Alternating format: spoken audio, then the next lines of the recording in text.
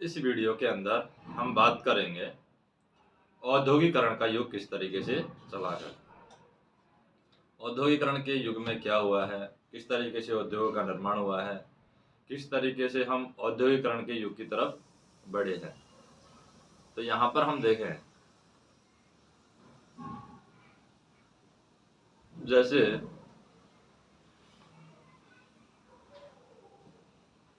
औद्योगिकरण का जो युग है, इसका ये डाउन ऑफ द सेंचुरी यहाँ पर दिखाया गया है। तो ईटी पाल म्यूजिक कंपनी ने सन 1900 में संगीत की एक किताब प्रकाशित की थी, जिसकी जिल्द पर दी गई तस्वीर में नई सदी के उदय मतलब कि डाउन ऑफ द सेंचुरी का ये यहाँ पर ऐलान किया है, डाउन ऑफ द सेंचुरी का। और ईटी पाल म्यूजिक कंपनी ने 1900 में संगीत की एक किताब यहाँ पर प्रकाशित की थी। तो जैसे कि हम इस चित्र में देख सकते हैं, तस्वीर के मध्य में एक देवी जैसी यहाँ पर दिखाई गई है। तो ये जो देवी जैसी तस्वीर यहाँ पर दिखाई गई है, ये चित्र के मध्य में ये देवी जैसी तस्वीर है। देवी हाथ में नई शताब्दी की ध्वजा लिए प्रगति का फरिश्ता दिखा रही है। तो ये यहाँ पर नई शताब्दी की ध्वजा लिए ये क्या दिखा रही है, देवी प्रगति का हमें फरिश्ता दिखाई देती है। और उसका एक पांव है पंखों वाले पहिए पर टिका हुआ है। अगर हम देखें यहाँ पर, इस देवी का एक पांव है, ये पंखों वाले पहिए पर टिका हुआ है, और ये पहिया है और ये पंख है। तो ये जो पांव है यहाँ पर पंखों वाले पहिए पर टिका हुआ है, और यह पहिया जो है वो समय का प्रतीक है, और उसकी उड़ान भविष्य की ओर है। उसके पीछे उन्नति के चिन्ह यहाँ पर तैर रहे हैं। यहाँ पर हम देख सकते हैं, इसके पीछे है उन्नति के चिन्ह हैं, वो तैर रहे हैं। रेलवे, कैमरा, मशीनें, प्रिंटिंग प्रेस और कारखाना, ये हम पीछे देख सकते हैं। इनके पीछे रेलवे, प्रिंटिंग प्रेस, कारखाना, मशीनी उद्योग, इस तरीके की चीजें दिखाई गई हैं। तो ये क्या है, एक मानचित्र है, मानचित्र नहीं है, एक चित्र है, जिसमें ईटी पाल कंपनी है, म्यूजिक कंपनी ने ये दिखाया है लोगों को कि आने वाली शताब्दी में किस तरीके से औद्योगिकरण का विकास होगा। तो मशीन और तकनीकी का यह महिमा मंडन एक अन्य तस्वीर में और ज़्यादा साफ दिखाई देता है।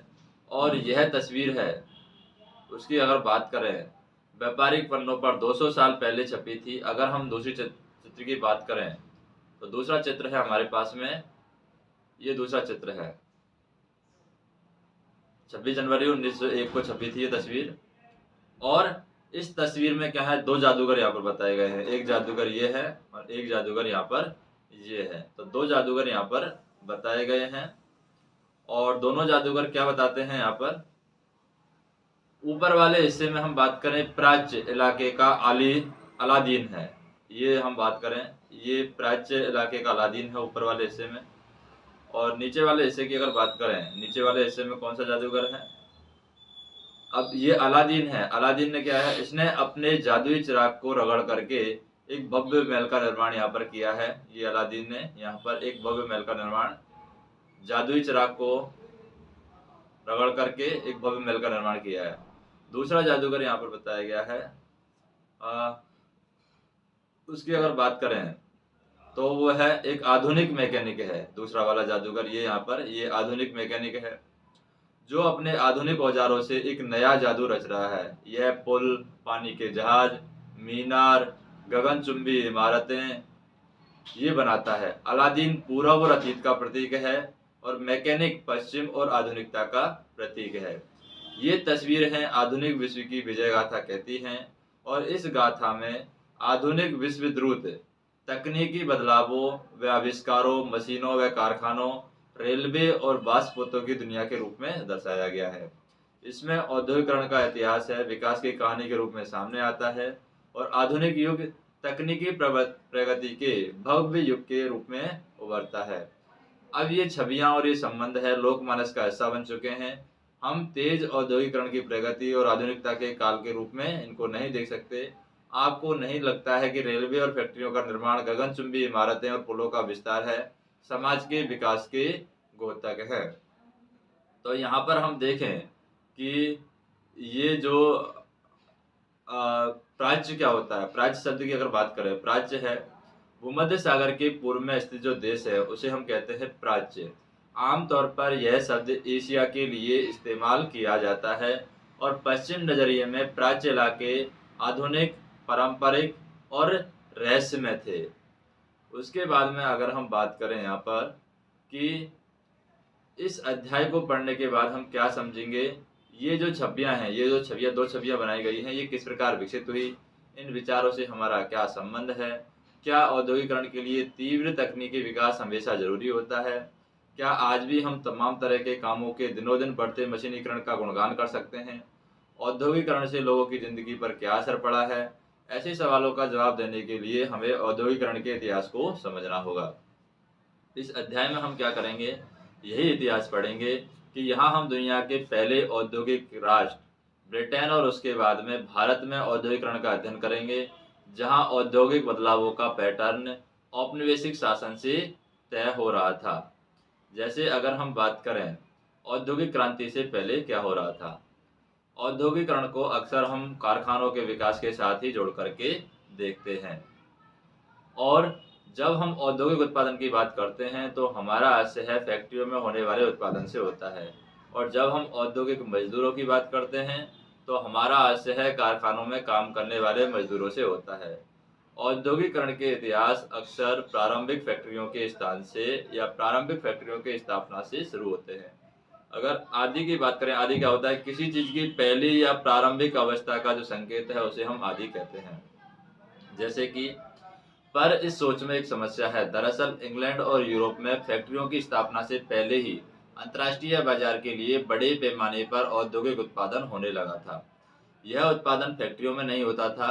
बहुत सारे इतिहासकार औद्योगिकरण के इस चरण को आदि औद्योगिकरण का नाम देते हैं। 17वीं और 18वीं शताब्दी में यूरोप शहरों के सौदागर गांवों की तरफ रुख करने लगे।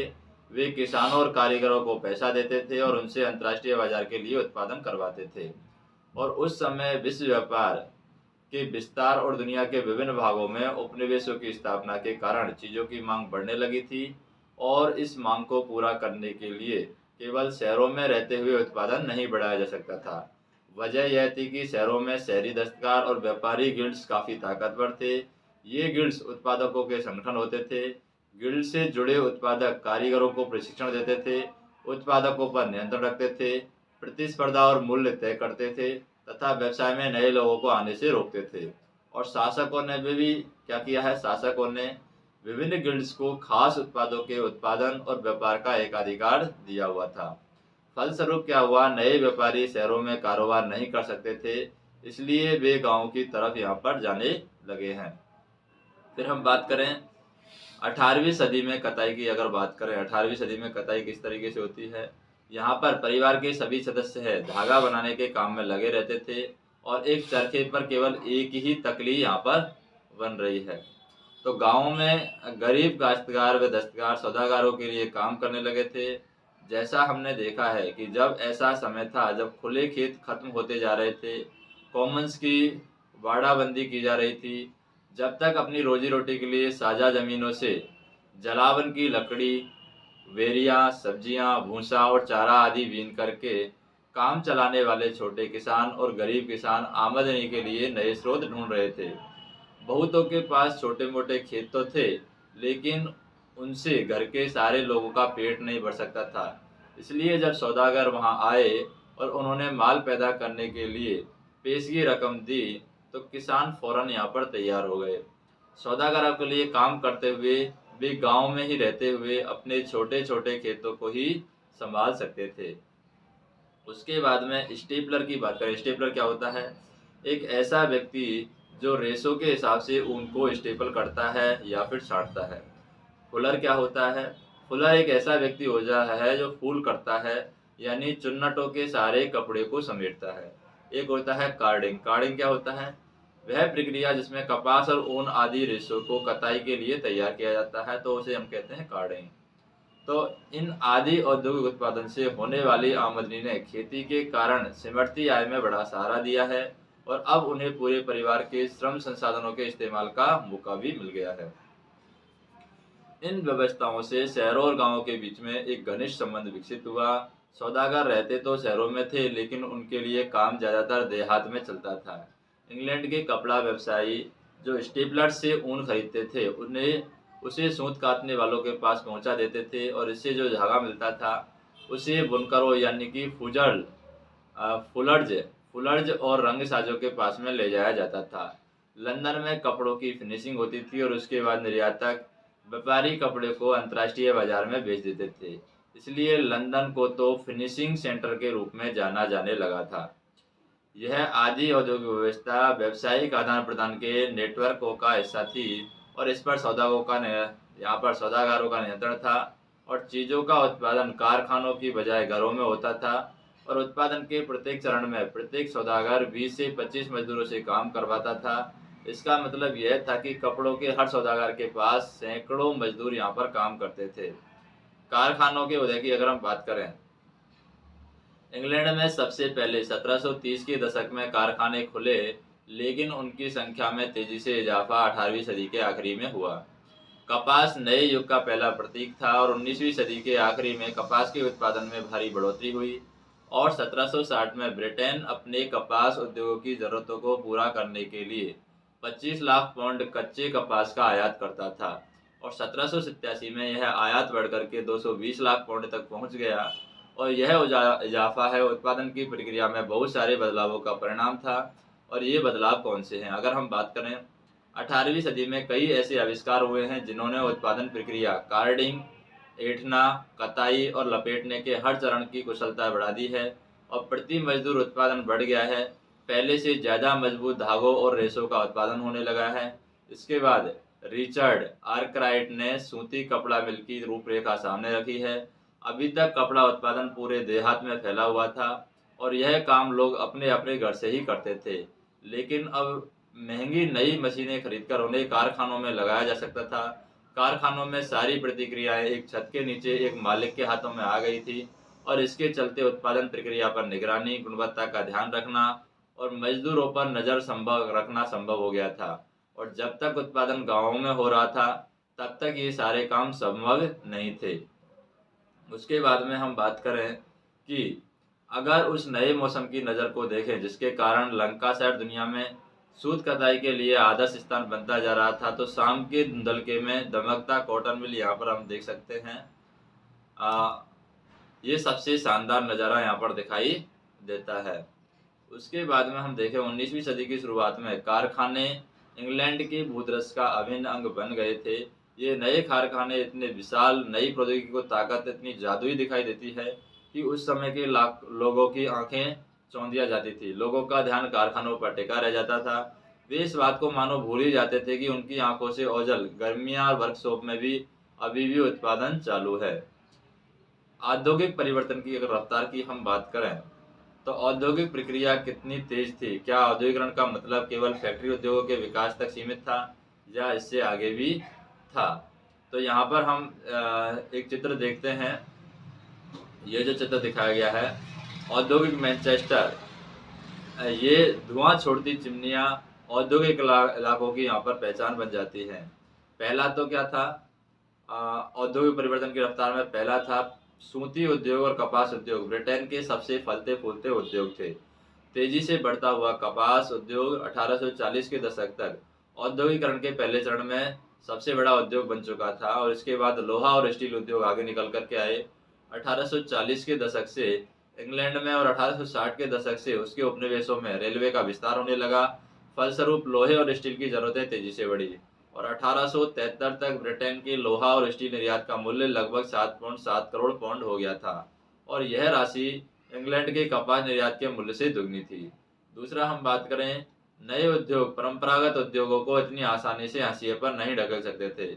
19वीं सदी के आखिर में भी तकनीकी रूप से विकसित औद्योगिक क्षेत्रों में काम करने वाले मजदूरों की संख्या है कुल मजदूरों से 20% से ज़्यादा नहीं थी और कपड़ा उद्योग एक गतिशील उद्योग था, लेकिन उसके उत्पादन का बड़ा हिस्सा है कारखानों में नहीं बल्कि घरेलू इकाइयों में होता था। तीसरी बात करें, यद्यपि परंपरागत उद्योगों में परिवर्तन की गति भाप से चलने वाले सूती और धातु उद्योगों से तय नहीं हो रही थी, लेकिन परंपरागत जो उद्योग हैं पूरी तरीके से ठहराव की अवस्था में नहीं थे। खाद्य प्रसंस्करण, निर्माण, पॉटरी, कांच के काम, चर्म शोधन, फर्नीचर और औजारों के उत्पादन जैसे बहुत सारे गैर मशीनी क्षेत्रों में जो तरक्की हो रही थी वह मुख्य रूप से साधारण और छोटे छोटे आविष्कारों का परिणाम थी। उसके बाद में चौथे अगर बात करें, प्रौद्योगिकी बदलावों की गति धीमी थी। औद्योगिक भूदृश्य पर ये बदलाव नाटकीय तेजी से नहीं फैले हैं। नई तकनीक महंगी थी। सौदागर व व्यापारी उनके इस्तेमाल के सवाल पर फूंक फूंक कर कदम बढ़ाते थे। मशीनें अक्सर खराब हो जाती थी। उनकी मरम्मत पर काफ़ी खर्च आता था और वे इतनी अच्छी भी नहीं होती थी जितना उनके आविष्कार और निर्माताओं को दावा था। इस बात को समझने के लिए हम भाप इंजन का उदाहरण लेते हैं। जेम्स वॉट ने न्यूकामैन द्वारा बनाए गए भाप के इंजन में सुधार किए हैं और 1871 में नए इंजन को पेटेंट करा लिया है। और इस मॉडल का उत्पादन उनके दोस्त उद्योगपति मैथ्यू वुल्टर ने किया था, पर सालों तक उन्हें कोई खरीदार यहाँ पर नहीं मिला है। और 19वीं सदी की शुरुआत तक इंग्लैंड में भाप के सिर्फ 321 इंजन थे। इनमें से 80 इंजन सूती उद्योग में, 9 इंजन हैं बाकी खनन में और नहर निर्माण और लोहे कार्यों में इस्तेमाल हो रहे थे। यानी कि 80 इंजन सूती उद्योग में इस्तेमाल हो रहे थे, 9 इंजन है वो ऊन उद्योग में इस्तेमाल हो रहे थे, और बाकी जो इंजन है नहर निर्माण या फिर लोहा कार्यों में इस्तेमाल हो रहे थे। किसी उद्योग में भाप के इंजनों का इस्तेमाल काफ़ी समय बाद तक भी नहीं हुआ। यानी कि मजदूरों की उत्पादन क्षमता को कई गुना बढ़ाने की संभावना का सबसे शक्तिशाली प्रौद्योगिकी को अपनाने में भी उद्योगपति यहाँ पर बहुत हिचकिचा रहे थे। अब इतिहासकार इस बात को मानने लगे हैं कि 19वीं सदी के मध्य का औसत मजदूर मशीनों पर काम करने वाला नहीं बल्कि परंपरागत कारीगर और मजदूर ही होता है। और उसके बाद में यहाँ पर हम देख सकते हैं 1830 की एक कताई फैक्ट्री में क्या है, किस तरह भाप की ताकत से चलने वाले विशालकाय पहिए एक साथ सैकड़ों तकलियों को घुमाने यहाँ पर लगते हैं। उसके बाद में तो इससे क्या है, काम की एफिशिएंसी बढ़ी है। यानी 2 ही व्यक्ति इतना सारा काम है मशीनों की मदद से कर सकते हैं। हाथ का श्रम और वाप शक्ति की अगर तुलना करें, विक्टोरिया कालीन ब्रिटेन में मानव श्रम की कोई कमी नहीं थी। गरीब किसान और बेकार लोग कामकाज की तलाश में बड़ी संख्या में शहरों को जाते थे। जैसा कि हम देखेंगे कि जब श्रमिकों को बहुतायत होती थी तो वे वेतन गिर जाते थे, इसलिए उद्योगपतियों को श्रमिकों की कमी या वेतन के मद में भारी लागत जैसी कोई परेशानी यहाँ पर नहीं होती थी। उन्हें ऐसी मशीनों में कोई दिलचस्पी नहीं थी जिसके कारण मजदूरों से छुटकारा मिल जाए, जिन पर बहुत ज़्यादा खर्चा आने वाला हो। यानी जिन पर ज़्यादा खर्चा भी ज़्यादा आने वाला हो और मजदूरों से छुटकारा मिल जाए, ऐसी मशीनों की उन्हें ज़रूरत नहीं थी। तो यहाँ पर हम बात कर सकते हैं, बिल थॉर्न मौसमी काम की तलाश में निकलने वाले मजदूरों में से एक थे। उन्होंने ईंटें ढोई हैं, अन्य छोटे मोटे काम किए हैं। वे बताते हैं कि नौकरी के इच्छुक किस तरीके से पैदल लंदन जाते थे। मैं हमेशा लंदन जाना चाहता था और मेरी इच्छा हमेशा एक पुराने दोस्त के खतों को पढ़ करके और मजबूत हो गई। वह ओल्ड केट रोड यानी गेस वर्कर्स में काम करता था और आखिरकार मैंने जाने का मन बना लिया। नवंबर 1881 में 2 दोस्तों के साथ मैं सफ़र पर निकल पड़ा। हम इस आशा से भरे हुए थे कि वहां पहुंचते ही अपने दोस्त की मदद से हमें रोजगार मिल जाएगा। जब हम निकले तो हमारे पास खास कोई पैसा नहीं था। लंदन तक के रास्ते के लिए खाने और रात को ठहरने का पैसा भी नहीं था। कई दिन हम 20 मील और कई बार हम उससे कम पैदल चलते थे और तीसरे दिन हमारे पास पैसे खत्म हो गए। 2 रात हमने बाहर ही सोते हुए गुजारी, एक बार भूसे के ढेर तले और एक बार खेत में बने एक शेड में। लंदन पहुंचने पर मैंने अपने दोस्त को ढूंढने का प्रयास किया लेकिन नाकामयाब रहा। पैसा तो जा ही चुका था, इसलिए अब हमारे पास में देर रात तक यहाँ वहाँ भटकते रहने के अलावा और कोई चारा नहीं बचा। शाम को हम सोने का कोई ठिकाना ढूंढते थे और हमने एक पुरानी इमारत ढूंढी और एक रात उसी में बिताई। अगले दिन इतवार था। दोपहर बाद हम ओल्ड कैट गैस वर्कर्स पहुंचे। वहां हमने काम के लिए अर्जी दे दी और यह देख करके मेरे अचरज की सीमा न रही कि हम जिसे ढूंढ रहे थे वह वही काम कर रहा था और उसने फोरमैन से बात की और मुझे नौकरी पर रख लिया। तो यहाँ पर बहुत सारे उद्योगों में श्रमिकों की मांग मौसमी आधार पर घटती बढ़ती रहती थी। गैस घरों और शराब खानों में जाड़ों के दौरान खासा काम रहता था और इस दौरान उन्हें ज़्यादा मजदूरों की ज़रूरत होती थी। क्रिसमस के समय बुक बाइंडर्स और प्रिंटर्स को भी दिसंबर से पहले अतिरिक्त मजदूरों की दरकार रहती थी। बंदरगाहों पर जहाज़ों की मरम्मत करने, साफ सफाई और सजावट का काम भी जाड़ों में ही किया जाता था। और जिन उद्योगों में मौसम के साथ उत्पादन घटता बढ़ता रहता था, वहाँ उद्योगपति मशीन के बजाय मजदूरों को ही काम पर रखना पसंद करते थे। तो यहाँ पर हम देख सकते हैं कि काम की तलाश में निकलते लोग यहाँ पर दिखाए गए हैं। कुछ लोग छोटी मोटी चीज़ें बेचते और अस्थायी काम तलाशते हुए हमेशा एक जगह से दूसरी जगह पर भटकते रहते थे। और बहुत सारे उत्पाद केवल हाथ से ही तैयार किए जा सकते थे। मशीनों से तय एक जैसे एक जैसे तय किस्म के उत्पाद ही बड़ी संख्या में बनाए जा सकते थे, लेकिन बाजार में अक्सर बारीक डिजाइन और खास आकार वाली चीज़ों की काफ़ी मांग रहती थी। उदाहरण के लिए अगर बात करें, ब्रिटेन में 19वीं सदी के मध्य में 500 तरह के हथौड़े और 45 तरह की कुल्हाड़ियाँ बनाई जा रही थी। इन्हें बनाने के लिए यांत्रिक प्रौद्योगिकी नहीं बल्कि इंसानी निपुणता की यहाँ पर जरूरत थी। विक्टोरिया कालीन ब्रिटेन में उच्च वर्ग के लोग कुलीन और पूंजीपति वर्ग हाथों से बनी चीजों को तरजीह देते थे। हाथ से बनी चीजों का परिष्कार और सुरुचि का प्रतीक माना जाता था। उनकी फिनिश अच्छी होती थी, उनको एक एक करके बनाया जाता था और उसका डिजाइन अच्छा होता था। मशीनों से बनने वाले उत्पादों को उपनिवेशों में निर्यात कर दिया जाता था। जिन देशों में मजदूरों की कमी थी, वहाँ उद्योगपति मशीनों का इस्तेमाल करना ज़्यादा पसंद करते थे, ताकि कम से कम मजदूरों का इस्तेमाल करके वे अपना काम चला सके। 19वीं सदी के अमेरिका में यही स्थिति थी, लेकिन ब्रिटेन में कामगारों की कोई कमी यहाँ पर नहीं थी। यहाँ पर लोहे की फैक्ट्री में मजदूर दिखाए गए हैं। 19वीं सदी के आखिर में बहुत सारे कलाकार मजदूरों को आदर्श के रूप में प्रस्तुत करने लगे थे और उन्हें राष्ट्र के लिए कठिनाई और पीड़ा झेलते हुए यहाँ पर दिखाया गया है। अगर मजदूरों की ज़िंदगी के बारे में बात करें, बाजार में श्रम की बहुतायत से मजदूरों की ज़िंदगी भी प्रभावित हुई है। जैसे कि नौकरियों की खबर गांव में पहुंची, सैकड़ों की तादाद में लोगों के हुजूम शहरों की तरफ यहाँ पर जाने लगे। और जब लोगों के हुजूम में शहरों की तरफ जाने लगे, तो इस पेंटिंग में दर्शाया गया है कि लंदन में बेघर लोग एक कामगार वर्क हाउस में रात ठहरने के लिए टिकट के लिए अर्जी दे रहे हैं। और ये आश्रय स्थल बेसहारा सड़कों पर रहने वाले आवाराओं और यहाँ वहाँ भटकते लोगों के लिए गरीब कानून आयुक्त की देखरेख में चलाए जाते हैं। और इन वर्क हाउस में रहना बिल्कुल जिल्लत की बात थी। हर एक की डॉक्टरी जांच करके ये पता लगाया जाता था कि व्यक्ति बीमार तो नहीं है, उनका शरीर पूरी तरीके से साफ है या नहीं है, उनके कपड़े मैले तो नहीं हैं। उन्हें कठोर परिश्रम भी करना पड़ता था। उसके बाद में हम बात करें कि यहाँ पर जब ये लोग यहाँ पर सैकड़ों की लोग तादाद में लोग हुजूम शहरों की तरफ चल पड़े थे, तो नौकरी मिलने की संभावना यारी दोस्ती कुनबे कुटुंब के जरिए जान पहचान पर निर्भर करती थी। अगर किसी कारखाने में आपका रिश्तेदार या दोस्त लगा हुआ है, तो नौकरी मिलने की संभावना ज़्यादा रहती थी। सबके पास ऐसे सामाजिक संपर्क नहीं होते थे। रोजगार चाहने वाले बहुत सारे लोगों को हफ्तों इंतजार करना पड़ता था। वे पुलों को नीचे रैन बसेरों में रातें काटते थे। कुछ बेरोजगार शहर में बने निजी रैन बसेरों में रहते थे। बहुत सारे निर्धन कानून विभाग द्वारा चलाए जाने वाले अस्थायी बसेरों में रुकते थे। अगर हम यहाँ पर बात करें तकलिया, ये तकलिया है। तकलिया क्या होता है, ध्यान से देखेंगे तो एक ही पहिए से कितनी सारी तकलियाँ यहाँ पर घूमने लगती हैं। अगर इस पहिए को घुमाएंगे तो इतनी सारी बहुत सारी तकलियाँ हैं, एक ही पहिए से घूमने लगती हैं। तो बहुत सारे उद्योगों में मौसमी काम की वजह से कामगारों के बीचों बीच या बीच बीच में बहुत समय तक खाली बैठना पड़ता था। और काम का सीजन गुजर जाने के बाद गरीब दोबारा सड़क पर आ जाते थे। बहुत लोग जाड़ों के बाद गाँवों में चले जाते थे और जहां इस समय काम निकलने लगता था, लेकिन ज़्यादातर शहर में छोटा मोटा काम ढूंढने की कोशिश करते थे। तो 19वीं सदी के मध्य तक भी ये आसान काम नहीं था।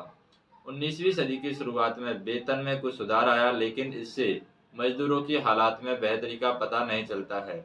औसत आंकड़ों से अलग अलग व्यवसायों के बीच आने वाले फर्क और साल दर साल होने वाले उतार चढ़ाव छिपे रह जाते थे। मिसाल के तौर पर जब लंबे नेपालियनी युद्ध के दौरान कीमतें तेजी से बढ़ी, तो मजदूरों की आय के वास्तविक मूल्य में भारी कमी आ गई। और अब उन्हें वेतन तो पहले जितना मिलता था, लेकिन उससे पहले जितनी चीज़ें नहीं खरीद सकते थे। मजदूरों की आमदनी भी सिर्फ वेतन पर निर्भर कर नहीं करती होती थी। रोजगार की अवधि भी बहुत महत्वपूर्ण थी। मजदूरों की औसत दैनिक आय इससे तय होती थी कि उन्होंने यहाँ पर मजदूरों की जो दैनिक आय है वो इस बात से तय होती थी कि उन्होंने किस तरीके से काम किया है और उन्होंने यहाँ पर कितने दिन काम किया है 19वीं सदी के मध्य में सबसे अच्छे हालात भी लगभग 10% शहरी आबादी निहायत गरीब थी, और 1830 के दशक में आई आर्थिक मंदी जैसे दौरे में बेरोजगारी की संख्या विभिन्न क्षेत्रों में 35 से 75% तक पहुंच गई थी। अगर हम बात करें यहाँ पर एक मजिस्ट्रेट ने 1790 में एक ऐसी घटना के बारे में बताया है जिसमें उसे मजदूरों के हमले से निर्माता की संपत्ति को रक्षा के लिए यहाँ पर बुलाया गया था। कोला मजदूर उसकी बीवियों के गिरोह की परेशानी के कारण, क्योंकि उनकी बीवियों का काम स्पिनिंग इंजन के कारण छिन गया था और शुरू में वे बड़े अड़ियल ढंग से आगे बढ़े। ऊन उत्पादन में अभी अपनाई गई मशीनों के वे टुकड़े टुकड़े कर देना चाहते थे, क्योंकि उसकी वजह से शारीरिक श्रम की मांग घटने लगी। औरतों ने हंगामा मचाया हुआ था। आदमियों को समझाना आसान था, लेकिन कुछ खींचताने के बाद उसे शांतिपूर्ण घर जाने के लिए तैयार कर लिया गया। और उसके बाद में हम बात करें, जैसे कि ये जो चित्र दिखाया गया है, ये है मध्य लंदन में निर्माणाधीन एक उथला भूमिगत रेलवे स्टेशन का है। 1850 के दशक से पूरे लंदन में रेलवे स्टेशन बनने लगे। इसका मतलब यह था कि सुरंग बनाने, बल्लियों की पाड़ लगाने, ईंट और लोहे का काम करने के लिए बहुत सारे मजदूरों की जरूरत थी, और रोजगार चाहने वाले एक निर्माण स्थल से दूसरे निर्माण स्थल की तरफ यहाँ पर जाने लगे थे। और उसके बाद में हम बात करें कि बेरोजगारी की जो आशंका है, स्पेनिंग जेनी क्या होता है, पहले तो वर्ड देखते हैं स्पेनिंग जेनी। जेम्स हरगिव्स द्वारा 1764 में बनाई गई इस मशीन से कताई की प्रक्रिया तेज कर दी थी, मजदूरों की मांग घटा दी थी। एक ही पहिया घुमाने वाले एक मजदूर बहुत सारी तकलियों को घुमा देता था और एक साथ कई धागे बनने लगते थे। तो बेरोजगारी की आशंका के कारण मजदूर नई प्रौद्योगिकी से जुड़ते थे, और जब ऊन उद्योग में स्पेनिंग जेनी मशीन का इस्तेमाल शुरू किया गया तो हाथ से ऊन काटने वाली औरतें इस तरह की मशीनों पर हमला करने लगी। जेनी के इस्तेमाल पर यह टकराव लंबे समय तक चलता रहा, और 1840 के दशक के बाद शहरों में निर्माण की गतिविधियों में तेजी से बढ़ी हैं। लोगों के लिए नए रोजगार पैदा हुए, सड़कों को चौड़ा कर दिया गया, नए रेलवे स्टेशन बने हैं, रेलवे लाइनों का विस्तार किया गया, सुरंगें बनाई गई हैं, निकासी और सीवर व्यवस्था बनाई गई है, नदियों के तटबंध यहाँ पर बनाए गए हैं, और परिवहन उद्योग में काम करने वालों की संख्या 1840 के दशक में दोगुना और अगले 30 सालों में एक बार फिर दोगुना हो गई थी। अब हम बात करते हैं उपनिवेशों में औद्योगिकरण किस तरीके से बढ़ा है।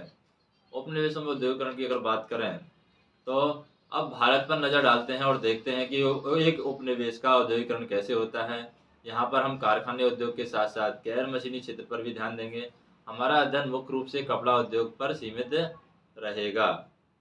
तो भारतीय कपड़े का युग की अगर हम बात करें, मशीनी उद्योग के युग से पहले अंतर्राष्ट्रीय बाजार या अंतर्राष्ट्रीय कपड़ा बाजार में भारत के रेशमी और सूती कपड़ों का भी दबदबा रहता था।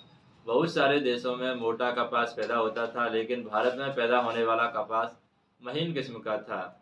आर्मीनियन और फारसी सौदागर पंजाब से अफगानिस्तान और पूर्वी फारस और मध्य एशिया के रास्ते यहाँ की चीज़ें लेकर के जाते थे, और यहाँ के बने महीन कपड़े के थान ऊँटों की पीठ पर लाद करके पश्चिम उत्तर सीमा से पहाड़ी दर्रों रेगिस्तान के पार ले जाए जाते थे। मुख्य पूर्व औपनिवेशिक बंदरगाहों से फलता फूलता समुद्री व्यापार चलता था, और गुजरात के तट पर स्थित सूरत बंदरगाह के जरिए भारत खाड़ी और लाल सागर के बंदरगाहों से जुड़ा हुआ था, और कोरोमंडल तट पर मछलीपट्टनम और बंगाल में हुगली के माध्यम से भी दक्षिण पूर्वी एशियाई बंदरगाहों के साथ खूब व्यापार चलता था।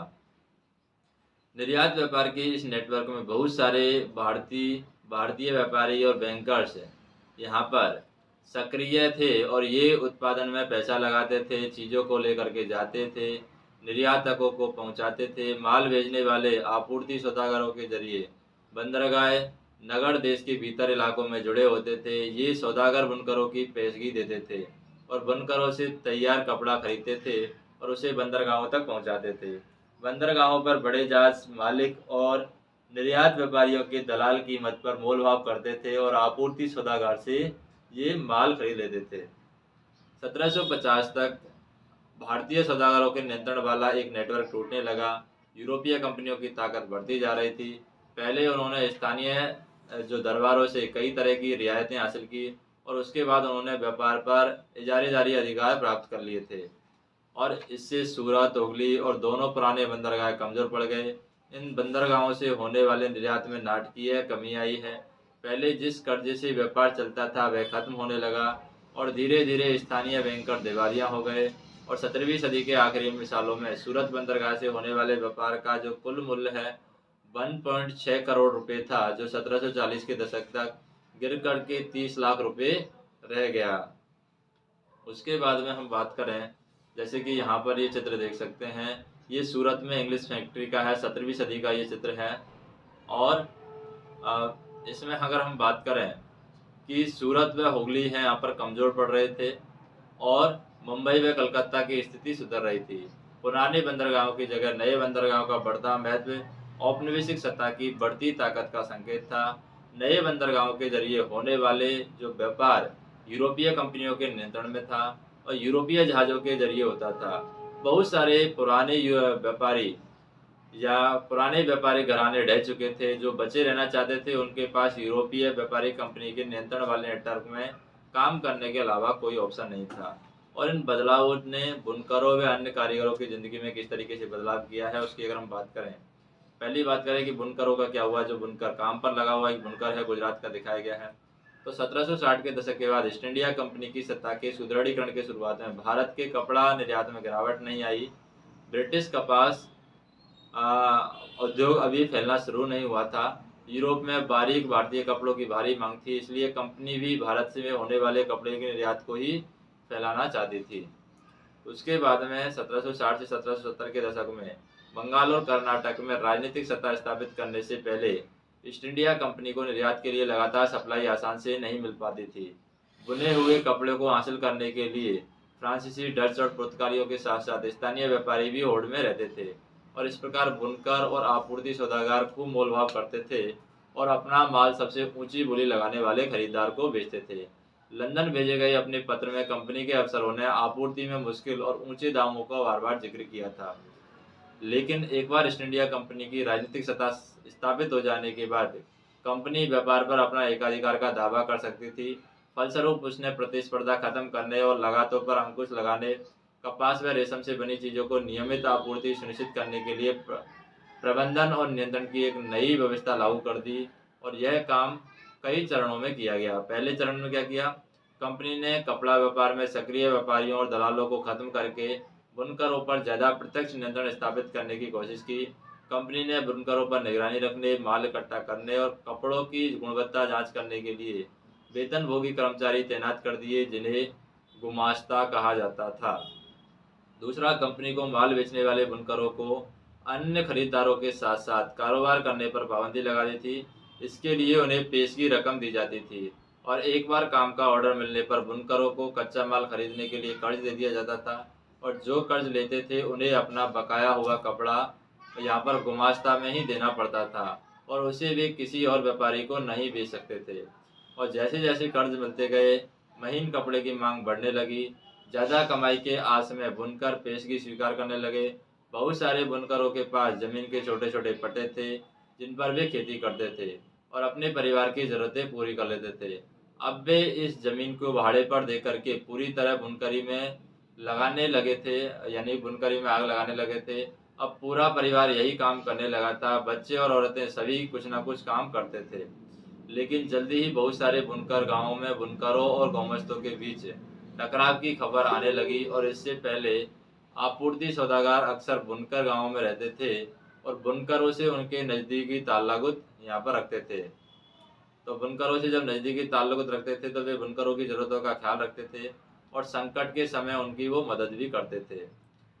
और नए गुमास्ता बाहर के लोग थे, उनका गाँवों से पुराना सामाजिक संबंध नहीं था। वे दम्भपूर्ण व्यवहार करते थे, सिपाहियों और चपरासियों को लेकर आते थे और माल समय पर तैयार न होने की स्थिति में बुनकरों को सजा देते थे। सजा के तौर पर बुनकरों को अक्सर पीटा जाता था, कोड़े बरसाए जाते थे और अब बुनकर न तो दाम पर मोलभाव कर सकते थे, न ही किसी और पर माल यहाँ पर बेच सकते थे, यानी किसी और को भी माल बेच नहीं सकते थे और दाम पर भी मोलभाव नहीं कर सकते थे। उन्हें कंपनी से जो कीमत मिलती थी वह बहुत कम थी, पर वे कर्जे की वजह से कंपनी से बंधे हुए थे। कर्नाटक और बंगाल में बहुत सारे स्थानों पर बुनकर गांव छोड़कर चले गए। वे अपने रिश्तेदारों के यहाँ किसी और गांव में करगा लगा लेते थे। कई स्थानों पर कंपनी और उनके अफसरों का विरोध करते हुए गांव के व्यापारियों के साथ मिलकर के बुनकरों ने बगावत कर दी।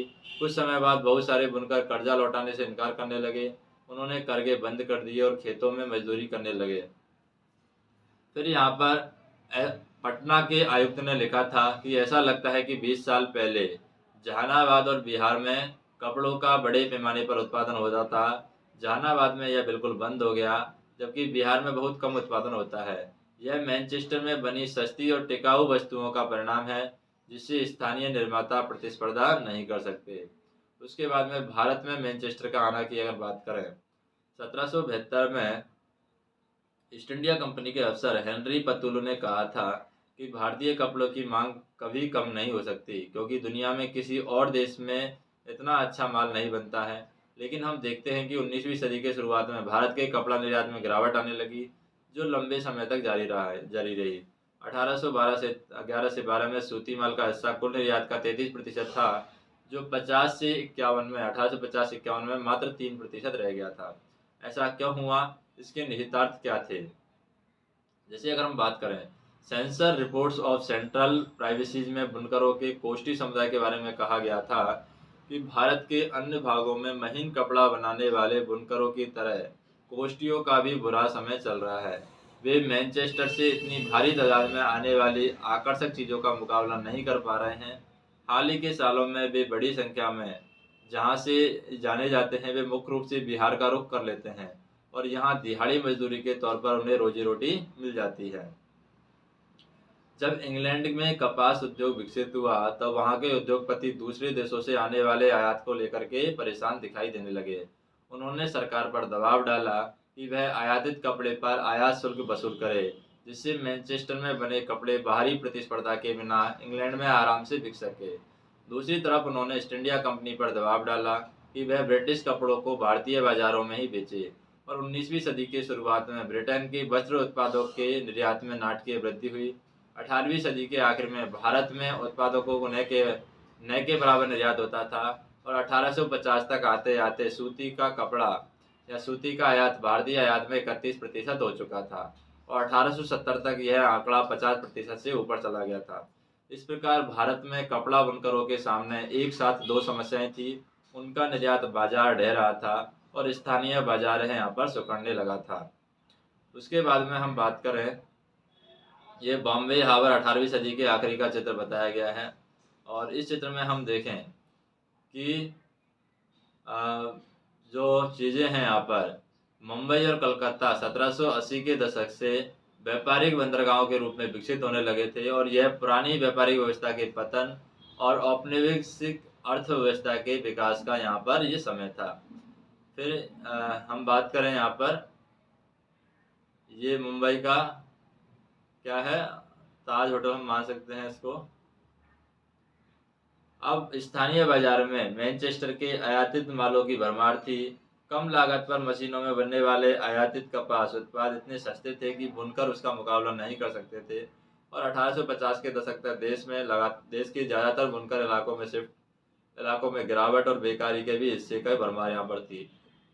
1860 के दशक में बुनकरों के सामने नई समस्या खड़ी हो गई।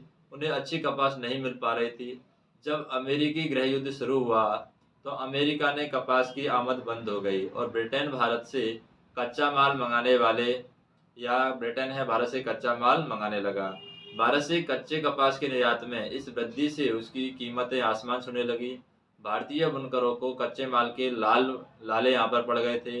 उन्हें मनमानी कीमत पर कच्ची कपास खरीदनी पड़ती थी, और ऐसी सूरत में बुनकरी के सहारे पेट पालना संभव नहीं था। और 19वीं सदी के आखिर में बुनकरों और कारीगरों के सामने एक और समस्या आ गई। अब भारतीय कारखानों में उत्पादन होने लगा, बाजार मशीनों की बनी चीज़ों में पट गया था, और ऐसे में बुनकर उद्योग किस तरह से कायम रह सकता था। उसके बाद में फैक्ट्रियों के आने की बात करें, हम जमशेदजी जीजीभाई की अगर बात करें, जमशेदजी जीजीभाई एक फारसी बुनकर के बेटे थे, और अपने समय के बहुत सारे लोगों की तरह उन्होंने भी चीन के साथ व्यापार और जहाजरानी का काम किया। उसके पास जहाज़ों का एक विशाल बेड़ा था। अंग्रेज और अमेरिकी जहाज कंपनियों के साथ प्रतिस्पर्धा के कारण 1850 के दशक तक उन्हें सारे जहाज यहाँ पर बेचने पड़े। मुंबई में पहला कपड़ा मिल 1854 में लगी थी, और 2 साल बाद उसमें उत्पादन होने लगा। 1862 तक वहाँ ऐसी 4 मिलें काम कर रही थी। जिसमें 94,000 तकलियाँ और 2150 करघे थे। और उस समय बंगाल में जूट मिलें खुलने लगी थी और वहाँ देश की पहली जूट मिल 1855 में और दूसरी 7 साल बाद 1862 में चालू हुई थी। उत्तरी भारत में एल्गिन मिल 1860 के दशक में कानपुर में खुली थी। उसके बाद अहमदाबाद की पहली कपड़ा मिल भी चालू हो गई और 1874 में मद्रास में भी पहली कताई और बुनाई मिल शुरू हो गई थी। ये उद्योग कौन लगा रहा था, इसके लिए पूंजी कहाँ से आ रही थी और मिलों पर काम करने वाले कौन थे, इसके बारे में अगर बात करें तो सबसे पहले बात करते हैं प्रारंभिक उद्यमी की। देश के विभिन्न भागों में तरह तरह के लोग उद्योग लगा रहे थे। आइए हम देखें ये लोग कौन थे। बहुत सारे व्यापारिक समूहों का इतिहास चीन के साथ व्यापार के जमाने से चला आ रहा था। जैसे कि हमने देखा है कि 18वीं सदी के आखिर से अंग्रेज भारतीय अफीम का चीन को निर्यात करने लगे थे और उसके बदले में चीन से चाय खरीदते थे जो इंग्लैंड जाती थी। और इस व्यापार में बहुत सारे भारतीय कारोबारी सहायक की हैसियत में पहुंच जाते गए थे। वे पैसा उपलब्ध कराते, आपूर्ति सुनिश्चित करते थे और माल की जहाज़ों में लाद करके रवाना करते थे। और व्यापार से पैसा कमाने के बाद उसमें से कुछ व्यवसायी है भारत में औद्योगिक उद्यम स्थापित करना चाहते थे। और बंगाल में द्वारकानाथ टैगोर ने चीन के साथ व्यापार में खूब पैसा कमाया है। वे उद्योगों में निवेश करने लगे। 1830 से 1840 के दशक में उन्होंने 6 संयुक्त उद्यम कंपनियां लगा ली थी और 1840 के दशक में आए व्यापक व्यावसायिक संकटों में औरों के साथ साथ टैगोर के उद्यम भी बैठ गए थे। लेकिन 19वीं सदी में चीन के साथ व्यापार करने वाले बहुत सारे व्यवसायी यहाँ पर सफल उद्योगपति भी साबित हुए।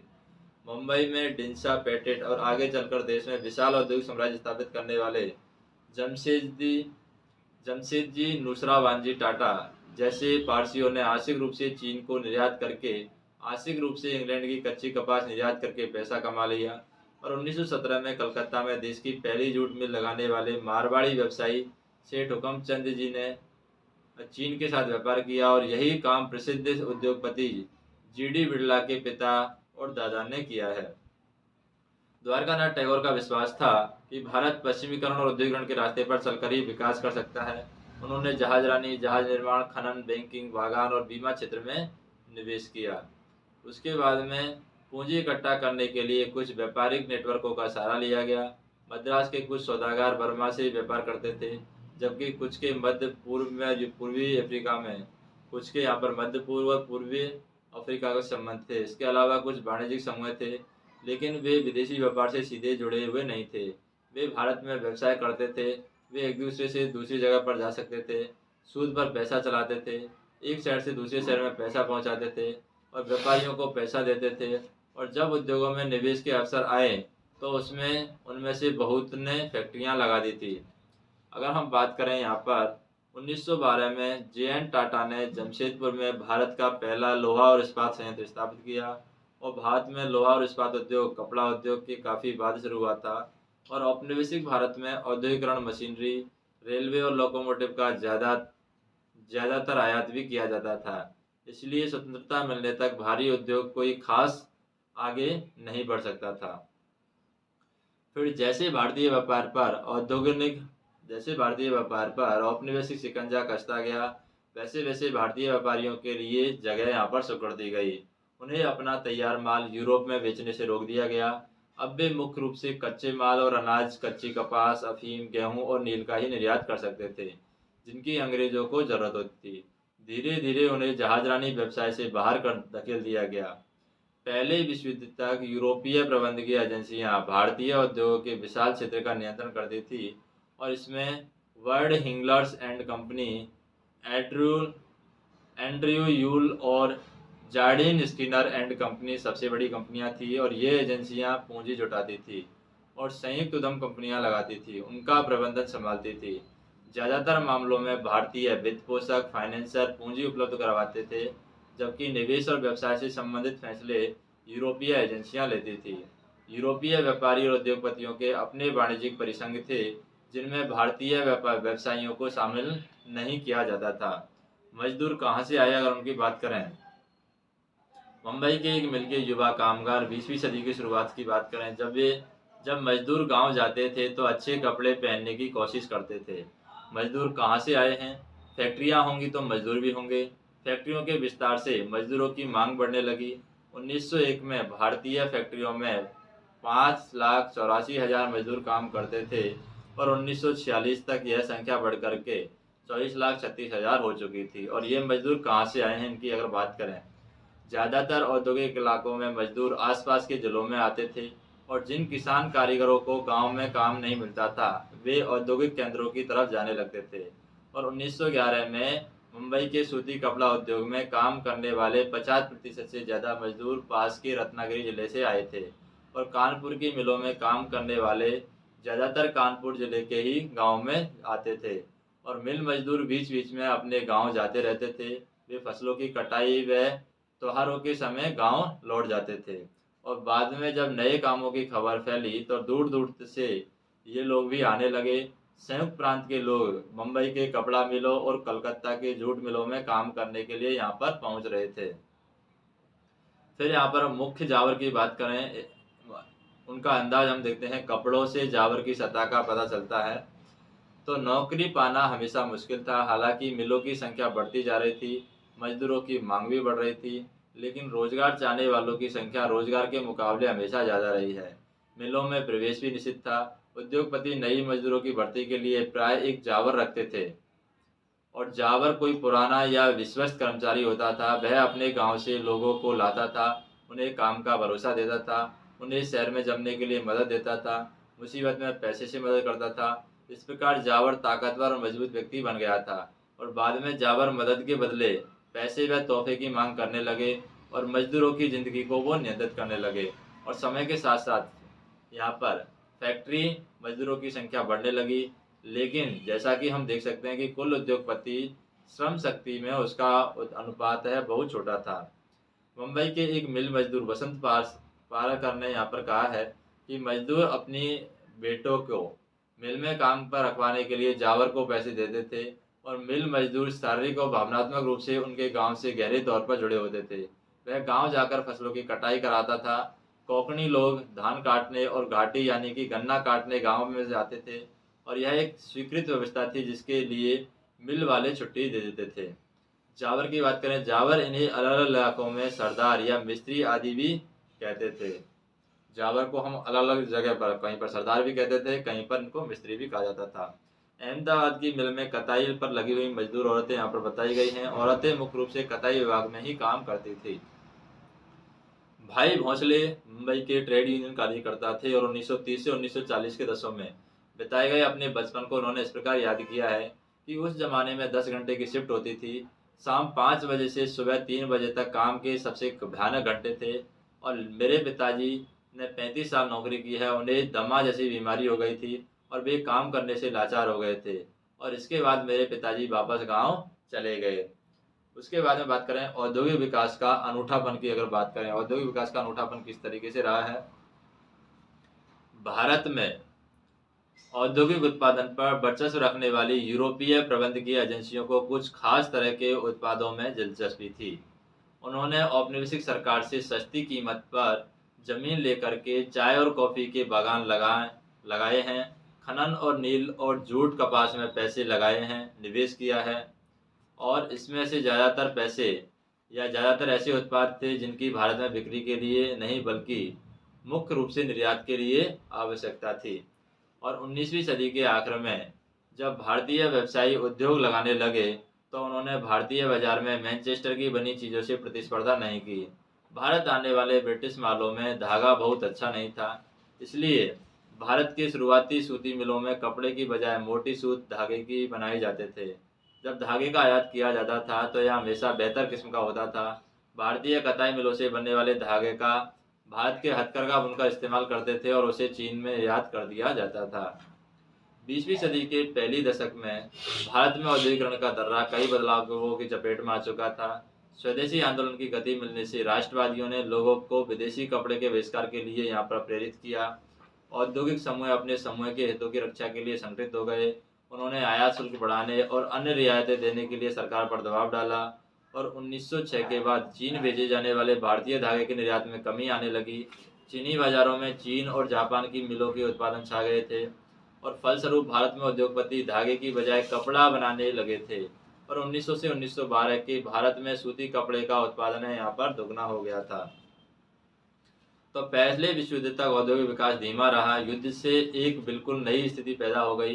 ब्रिटिश कारखाने सेना की जरूरतों को पूरा करने के लिए युद्ध संबंधी उत्पादन में व्यस्त थे।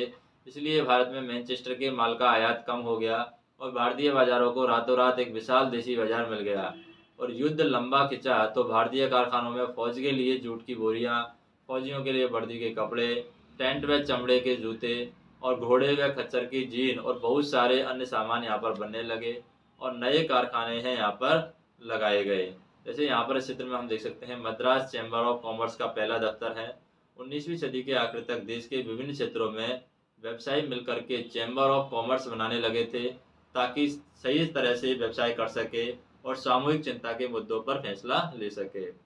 और पुराने कारखाने नई पालियों में चलने लगे। बहुत सारे नए मजदूरों को काम पर रखा गया। हर एक को पहले से ज़्यादा समय तक काम करना पड़ता था। युद्ध के दौरान औद्योगिक उत्पादन तेजी से बढ़ा है। युद्ध के बाद भारतीय बाजार में मैनचेस्टर को पहले वाली हैसियत कभी हासिल नहीं हो पाई। औद्योगिकरण नहीं कर पाने और अमेरिका, जर्मनी और जापान के मुकाबले कमज़ोर पड़ जाने के कारण ब्रिटेन की अर्थव्यवस्था चरमरा गई। कपास का उत्पादन बहुत कम रह गया। ब्रिटेन से होने वाले सूती कपड़े के निर्यात में ज़बरदस्त गिरावट आई। उपनिवेशों में विदेशी उत्पादों को हटा करके स्थानीय उद्योगपतियों ने घरेलू बाजारों पर कब्जा कर लिया और धीरे धीरे अपनी स्थिति मजबूत बना ली। लघु उद्योगों की बहुतायत की अगर हम बात करें, हालांकि युद्ध के बाद फैक्ट्री उद्योगों में लगातार इजाफा हुआ, लेकिन अर्थव्यवस्था में विशाल उद्योगों का हिस्सा बहुत छोटा था। उनमें से ज़्यादातर 1911 में 67% बंगाल और मुंबई में स्थित थे। बाकी पूरे देश में छोटे स्तर के उत्पादन का दबदबा रहा है। पंजीकृत फैक्ट्रियों में कुल औद्योगिक श्रम शक्ति का बहुत छोटा हिस्सा ही काम करता था और यह संख्या 1911 में 5%, 1931 में 10% थी और बाकी मजदूर गली मोहल्लों में स्थित छोटी छोटी वर्कशॉप और घरेलू इकाइयों में काम करते थे। तो ये हाथ से बना हुआ कपड़ा हम देख सकते हैं। हाथ से बने हुए कपड़े के महीन डिजाइन की मिलों में नकल नहीं की जा सकती थी। कुछ इलाकों में 20वीं सदी के दौरान हाथ से होने वाले उत्पादन में दरअसल इजाफा हुआ है और यह बात हथकरघा क्षेत्र में काफ़ी या हथकरघा क्षेत्र के बारे में सही थी, जिसकी हमने पीछे चर्चा की है कि सस्ती मशीन निर्मित धागे से 19वीं सदी के कताई उद्योग को खत्म कर दिया। लेकिन तमाम समस्याओं के बावजूद बुनकर अपना व्यवसाय किसी तरह चलाते रहे हैं और 20वीं सदी में हथकरघों पर बने कपड़े के उत्पादन में लगातार सुधार हुआ है। 1900 से 1940 के बीच यह 3 गुना हो चुका था। अब ये कैसे हुआ? इसके पीछे आंशिक रूप से तकनीकी बदलावों का हाथ था। अगर लागत में बहुत ज़्यादा इजाफा ना हो, उत्पादन बढ़ सकता हो, तो हाथ से काम करने वालों को नई तकनीकें अपनाने में कोई परेशानी नहीं होती थी। इसलिए 20वीं सदी के दूसरी दशक तक आते आते हम ऐसे बुनकरों को देखते हैं जो फ्लाई शटल वाले करघों का इस्तेमाल करते हैं। इससे कामगारों की उत्पादन क्षमता बढ़ी है, उत्पादन तेज हुआ है और श्रम की मांग में कमी आई है। 1941 तक भारत में 35% से ज़्यादा हथकरघों में फ्लाई शटल लगे होते थे। त्रावणकोर, मद्रास, मैसूर, कोचीन, बंगाल आदि क्षेत्रों में तो ऐसे हथकरघे 70 से 80% तक थे और इसके अलावा कई छोटे छोटे सुधार भी किए गए हैं जिससे बुनकरों को अपनी उत्पादकता बढ़ाने और मिलों से मुकाबला करने में यहाँ पर मदद मिले। अब फ्लाई शटल क्या होता है? फ्लाई शटल की अगर बात करें, यह रस्सियों और पुतलों के जरिए चलने वाला एक यांत्रिक औजार है जिसका बुनाई के लिए इस्तेमाल किया जाता है। यह क्षैतिज धागे को लंबवत धागे में पिरो देता है और फ्लाई शटल के आविष्कार से बुनकरों को बड़े करके चलाना और छोटे अरज का कपड़ा बनाने में काफ़ी यहाँ पर मदद मिली है। उसके बाद में हम बात करें कि जब ये मुकाबला में मदद मिलती है तो मिलों के साथ प्रतिस्पर्धा का मुकाबला कर पाने के मामले में कुछ बुनकर औरों से यहाँ पर बेहतर थे और बुनकरों में कुछ मोटा कपड़ा बनाते थे जबकि कुछ है यहाँ पर महीन कपड़ा बनाते थे और मोटे कपड़े को मुख्य रूप से गरीब ही खरीदते थे और उनकी मांग भी भारी उतार चढ़ाव आते थे। खराब फसल और अकाल के समय जब ग्रामीण गरीबों के पास में खाने को कुछ नहीं होता था और नगद आय के साधन खत्म हो चुके थे तो वे कपड़ा नहीं खरीद सकते थे, तो बेहतर किस्म के कपड़े की मांग खाते पीते तबके में ज़्यादा थी। उनमें उतार चढ़ाव कम आते थे। जब गरीब भूखों पर मर रहे थे तब भी अमीर यह कपड़ा खरीद सकते थे और अकालों में बनारसी, वालचुरी या बालूचरी साड़ियों की बिक्री पर असर नहीं पड़ता था। वैसे भी जैसा कि हम देख सकते हैं कि मिल विशेष प्रकार की बुनाई की नकल नहीं कर सकते थे। बुने हुए बॉर्डर वाली साड़ियों या मद्रास की प्रसिद्ध लुंगियों की जगह ले लेना मिलों के लिए यहाँ पर आसान नहीं था और ऐसा भी नहीं है कि 20वीं सदी के उत्पादन बढ़ाते जा रहे बुनकर व अन्य दस्तकारों को हमेशा फ़ायदा ही हो रहा हो। उनकी ज़िंदगी बहुत कठोर थी। उन्हें दिन-रात काम करना पड़ता था। अक्सर पूरे परिवार, बच्चे, बूढ़े, औरत उत्पादन के किसी न किसी काम में हाथ बटाता था। लेकिन ये फैक्ट्रियों के युग में अतीत के अवशेष स्वर नहीं थे। उनका जीवन और श्रम औद्योगिकरण की प्रक्रिया का क्या है, अभिन्न अंग रहा है। तो यहाँ पर हम देख सकते हैं भारत में बड़े पैमाने पर औद्योगिक वाले इलाके जो 1931 में दिखाए गए हैं। तो यहाँ पर उद्योगों के आकार को इंगित करते हैं, जैसे कि बड़ा आकार, मुंबई का उद्योग का आकार था, बड़ा था ये। बंगाल का औद्योगिक आकार है, बड़ा था। उसके बाद में मद्रास का भी बड़ा था थोड़ा, संयुक्त प्रांत का भी बड़ा था, पंजाब का छोटा था, मध्य प्रांत का छोटा था और बिहार का भी छोटा था। उसके बाद में वस्तुओं के लिए बाजार की अगर हम बात करें, वस्तुओं के लिए बाजार उपलब्ध कराए गए, तो हम देख चुके हैं कि किस तरीके से ब्रिटिश निर्माताओं ने भारतीय बाजार पर कब्जे के लिए प्रयास किए हैं। किस तरीके से भारतीय बुनकरों और दस्तकारों, व्यापारियों और उद्योगपतियों ने औपनिवेशिक नियंत्रण का विरोध किया है, आयात शुल्क की सुरक्षा के लिए मांग उठाई, इसके लिए जगह बनाई और अपने माल के बाजार को फैलाने का प्रयास किया है। जब नई चीज़ें बनती हैं तो लोगों को उन्हें खरीदने के लिए प्रेरित भी करना पड़ता है। लोगों को लगना चाहिए कि उन्हें उस उत्पाद की ज़रूरत है, इसके लिए क्या किया जाए। नए उत्पाद पैदा करने का तरीका विज्ञापनों का था। जैसा कि हम जानते हैं कि विज्ञापन विभिन्न उत्पादों को ज़रूरी और वांछनीय बना देते हैं। वे लोगों की सोच बदल देते हैं, नई ज़रूरतें पैदा कर देते हैं। आज हम एक ऐसी दुनिया में हैं जहाँ चारों तरफ विज्ञापन छाए हुए हैं। अखबार, पत्रिकाओं, होर्डिंग्स, दीवारों, टेलीविज़न के पर्दे पर सब जगह विज्ञापन छाए हुए हैं। लेकिन अगर हम इतिहास में पीछे मुड़कर देखें तो पता चलता है कि औद्योगिकरण की शुरुआत से विज्ञापनों में विभिन्न उत्पादों के बाजार को फैलाने में और नई उपभोक्ता संस्कृति रचने में अपनी अहम भूमिका निभाई है। जैसे कि यहाँ पर एक कैलेंडर में बताया गया है, ये कैलेंडर हम देख सकते हैं। बच्चों का चीज़ों का प्रकार करने के लिए या बच्चों की चीज़ों का प्रचार करने के लिए बाल कृष्ण की छवि का सबसे ज़्यादा इस्तेमाल किया जाता था। जो भी बच्चों की चीज़ थी उनका इस्तेमाल करने के लिए यहाँ पर बाल कृष्ण की छवि का इस्तेमाल किया जाता था। ये 1928 का विज्ञापन का चित्र है। और जब मैनचेस्टर के उद्योगपतियों ने भारत में कपड़ा बेचना शुरू किया तो वे कपड़े के बंडलों पर लेबल लगाते थे और लेबल का फायदा यह होता था कि खरीदारों को कंपनी का नाम और उत्पादन की जगह पता चल जाती थी। लेबल की गुणवत्ता का चीज़ों की गुणवत्ता का प्रतीक भी था। जब किसी लेबल पर मोटे अक्षरों में मेड इन मैनचेस्टर लिखा दिखाई देता था तो खरीदारों को कपड़ा खरीदने में किसी तरह का डर नहीं होता था। जैसे कि यहाँ पर हम देख सकते हैं मैनचेस्टर के लेवल 20वीं सदी का प्रारंभ यहाँ पर होता है। आयातित कपड़ों के लेवलों पर असंख्य भारतीय देवी देवताओं, कार्तिक, लक्ष्मी, सरस्वती को चित्रित किया जाता था, जो संबंधित वस्तु की गुणवत्ता को दर्शाने का प्रयास करते थे। और मैनचेस्टर के लेवल पर महाराजा रणजीत सिंह का भी चित्र होता था। उत्पाद के प्रति सम्मान पैदा करने हेतु ऐतिहासिक व्यक्तियों का इस्तेमाल यहाँ पर किया जाता था। और यहाँ पर लेबलों पर सिर्फ शब्द और अक्षर ही नहीं होते थे, उन तस्वीरों को बनी होती थी जो अक्सर बहुत सुंदर होती थी। अगर हम पुराने लेबलों को देखें तो उनके निर्माताओं की सोच, उनके हिसाब किताब लोगों को आकर्षित करने के लिए उनके तरीकों का अंदाज़ा लगा सकते हैं। इन लेबलों पर भारतीय देवी देवताओं की तस्वीर होती थी। देवी देवताओं की तस्वीर के बहाने निर्माता ये दिखाना कोशिश करते थे कि ईश्वर भी चाहता है कि लोग इन चीज़ों को खरीदें। कृष्ण या सरस्वती की तस्वीरों का फ़ायदा भी ये होता था कि विदेशों में बनी चीज़ें भी भारतीयों को जानी पहचानी सी लगती थी।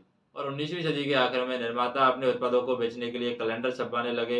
अखबार और पत्रिकाओं को पढ़े लिखे लोग ही समझ सकते थे, लेकिन कैलेंडर उनको भी समझ में आता था जो पढ़ नहीं सकते थे। चाय की दुकानों, दफ्तरों, मध्यम वर्गीय घरों में कैलेंडर लटके रहते थे और जो इन कैलेंडरों को लगाते थे वे विज्ञापन को हर रोज़ पूरे साल देखते थे। और इन कैलेंडरों में नए उत्पादों को बेचने के लिए देवताओं की तस्वीर यहाँ पर होती थी। तो यहाँ पर विष्णु भगवान आसमान से रोशनी लाते हुए यहाँ पर दिखाए गए हैं। तो ये यहाँ पर सनलाइट के लिए हम देख सकते हैं कि विष्णु भगवान आसमान से रोशनी लाते हुए यहाँ पर दिखाए गए हैं। फिर यहाँ पर हम देखते हैं भारतीय मिल में कपड़े का लेवल की अगर हम बात करें, इसमें एक देवी अहमदाबाद मिल में बना एक कपड़ा दान कर रही है। तो ये यहाँ पर देवी है, ये दान कर रही है और लोगों से भारत में बने कपड़े को इस्तेमाल का आह्वान ये कर रही है। तो यहाँ पर हम देखें देवताओं की तस्वीर को इस तरह से महत्वपूर्ण व्यक्तियों, सम्राट और नवाबों की तस्वीरें भी विज्ञापन और कैलेंडरों में खूब इस्तेमाल होती थी। इसका संदेश अक्सर यह होता था कि अगर आप इस शाही व्यक्ति का सम्मान करते हैं तो इस उत्पाद का भी सम्मान कीजिए। अगर इस उत्पाद को राजा इस्तेमाल करते हैं या उसे शाही निर्देश से बनाया गया है तो उसकी गुणवत्ता पर सवाल खड़ा नहीं किया जा सकता। जब भारतीय निर्माताओं ने विज्ञापन बनाए तो उसमें राष्ट्रवादी संदेश साफ दिखाई देता है। इसका आशय यह था कि अगर आप राष्ट्र की परवाह करते हैं तो उन चीज़ों को खरीदिए जिन्हें भारतीयों ने बनाया है। और ये विज्ञापन स्वदेशी के राष्ट्रवादी संदेश के भाग बन गए थे।